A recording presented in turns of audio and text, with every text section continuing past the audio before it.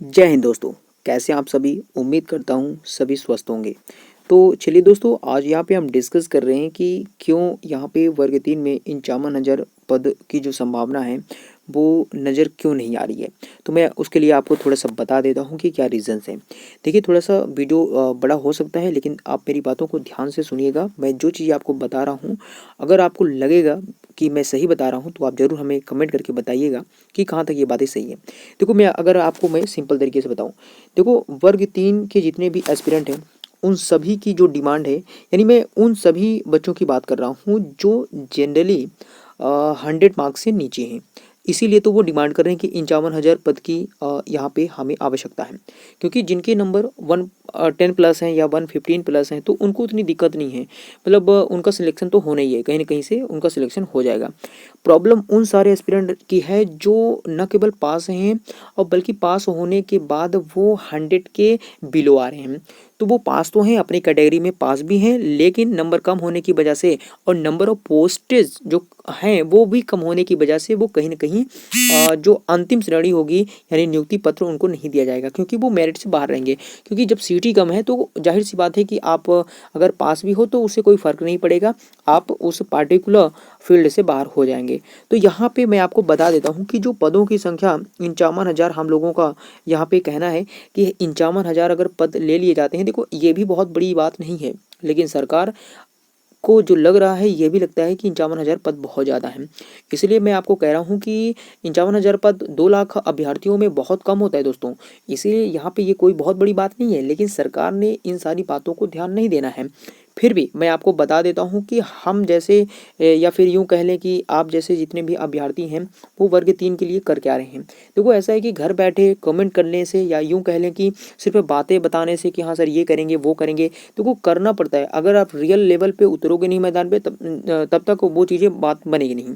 तो चलिए, मैं आपको देखो कुछ यहाँ पे चीज़ें साथ में लेकर आया हूँ। जैसे मैं आपको बता देता हूँ, ये आज की ही न्यूज़ है। जैसे मैं यहाँ पे दिखा सकता हूँ आपको। बताया गया है कि प्रदेश में जो कर्मचारी हैं उनके संगठनों से शीघ्र संवाद किया जाएगा, ऐसा सीएम का आदेश आया है। देखो, यहाँ पे मैं आपको बताता हूँ।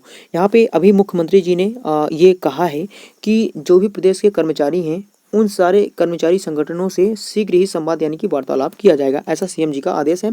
क्या बात हो रही है, आइए मैं आपको थोड़ा बताता हूँ। वो कह रहे हैं कि राज्य कर्मचारी संघ ने किया हेलीपोर्ट पर मुख्यमंत्री का अभिनंदन। तो मतलब यहाँ पे बातचीत हो रही है कि उनसे वार्तालाप होगी कि किस प्रकार से जो कर्मचारी संगठन है या फिर यूँ कह ले जो संविदा वर्ग के या जो अति शिक्षक हैं वो किस प्रकार से अपनी नियुक्ति पत्र ले सकते हैं। तो देखो, यहाँ पे मैं आपको बता देता हूँ।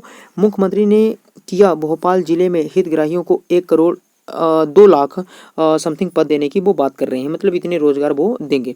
अच्छा, आगे क्या बात कर रहे हैं वो। आगे ये भी कह रहे हैं कि जो संवाद किया जाएगा यानी कि जो जो सीएम है वो उन्होंने क्या कहा है, मैं आपको थोड़ा सा यहाँ पे बता देता हूँ उन्होंने अपने शब्दों में क्या बोला है। यहाँ पे थोड़ा क्लियर नहीं होगा, बट आप मेरे शब्दों को सुनिएगा। तो ये कहा जा रहा है कि द्वितीय चरण में प्रारंभ के कार्यक्रम में रायसेन पहुंचे मुख्यमंत्री शिवराज सिंह ने चौहान ने हेलीपोर्ट पर मध्य प्रदेश राज्य कर्मचारी संघ के प्रदेश महामंत्री हेमंत श्रीवास्तव एवं कर्मचारी नेता मुरारी लाल सोनी के नेतृत्व में भेंट का अभिनंदन किया।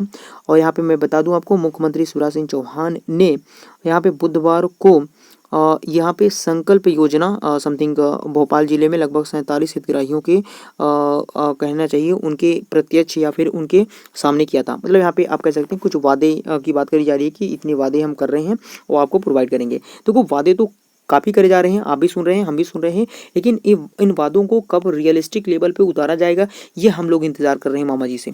तो आगे बात करते हैं। आगे मैं आपको थोड़ा बता देता हूँ। तो वो एक्चुअल यहाँ पे मेहनत जो करी जा रही है दोस्तों, वो यहाँ पे अति शिक्षकों के द्वारा करी जा रही है।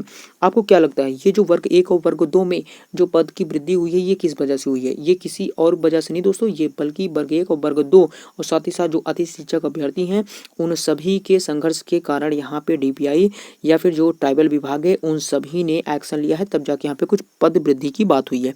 लेकिन उसमें भी सिर्फ वो नाम मात्र की है। जैसे यहाँ पे आप देख सकते हैं, नीलम पार्क में एकजुट अति शिक्षक यानी कि विभागीय पात्रता परीक्षा में पासिंग मार्क्स 33% फीसदी रखे जाने की मांग की है। मतलब यहाँ पे जो अति शिक्षक हैं वो कह रहे हैं कि लगभग 33% जो मार्क्स हैं उसको पासिंग मार्क्स रखें, ये उनकी डिमांड है। तो देखो वो क्या कह रहे हैं, ये उनकी बात क्या है। तो वो कह रहे हैं कि राजधानी में 3 साल बाद आज़ाद स्कूल अतिथि शिक्षक संघ के आह्वान पर प्रदेश भर के सैकड़ों अति शिक्षक इकट्ठे हुए। इन्होंने मांगों को लेकर नीलम पार्क में प्रदर्शन किया। साथ ही साथ धरना स्थल पर हुई सभा को संघ के अध्यक्ष केसी पवार और महासचिव संतोष कहार और महिला प्रकोष्ठ की अध्यक्षता में ये सारी चीज़ें यहाँ पे देखी गई। तो यहाँ पे आप देख सकते हैं दोस्तों, ये सारे अति शिक्षक ही हैं और कहीं न कहीं आप इनको देखकर ये अंदाज़ा लगा सकते हैं कि जब ये अपने पद के लिए इकट्ठे हो सकते हैं, आंदोलन कर सकते हैं, तो आप वर्ग 3 के लिए देखो, ऐसा है कि घर में बैठने से, पूरी कंपार्टमेंट्स लेने से आपको सारी चीज़ें नहीं मिल पाएंगी। कहीं न कहीं आपको आना पड़ेगा मैदान में और आंदोलन का भाग बनना पड़ेगा, तब जाके आप ना कहीं न कहीं उन सारे ही लोगों की मदद कर सकेंगे, ना केवल अपनी बल्कि उन तमाम प्रकार के लोगों को जो इस प्रकार की प्रॉब्लम से झेल रहे हैं। तो यहाँ पे आप देख सकते हैं बहुत बड़ा बाहुबल है, एक प्रकार से इतने सारे लोग यहाँ पे नजर आ रहे हैं।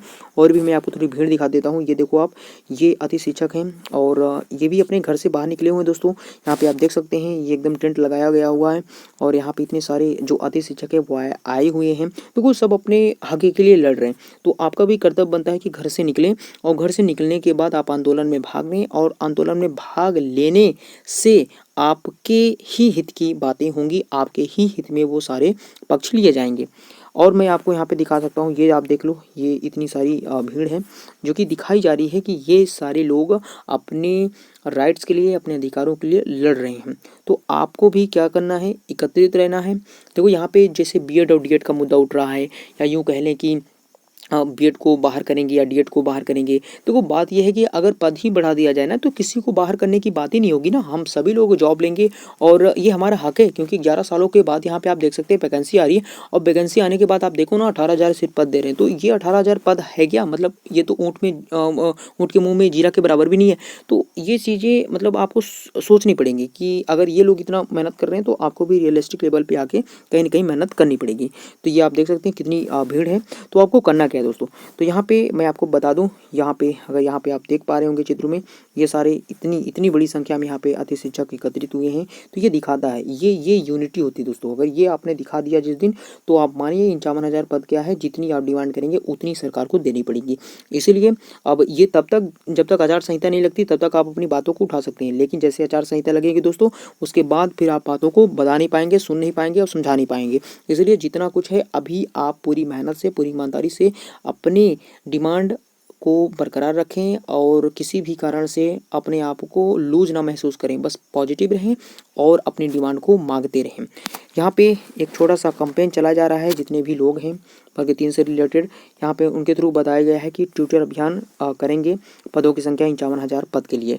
तो ये लगभग डेट 19 अक्टूबर की बात है, जब लगभग आपको 19 अक्टूबर सुबह 10 बजे के लगभग 51,000 पद एमपी वर्ग 3 के लिए आपको ट्विटर अभियान में भाग लेना है और लगभग 10 बजे सभी को 19 अक्टूबर को पदों की संख्या 51,000 पद के लिए आपको ट्विटर अभियान में शामिल होना है और सबको ट्वीट करना है। यहाँ पे कमेंट करने से ज़्यादा फायदा नहीं होगा, ज़्यादा फायदा होगा कि आप ट्वीट करें, आप सभी की बातें मामा जी तक जाएं और वो इन सभी प्रकार की बातों से संजान ले और संजान लेने के बाद आप सभी के पक्ष में वो यहाँ पे डिसीजन ले।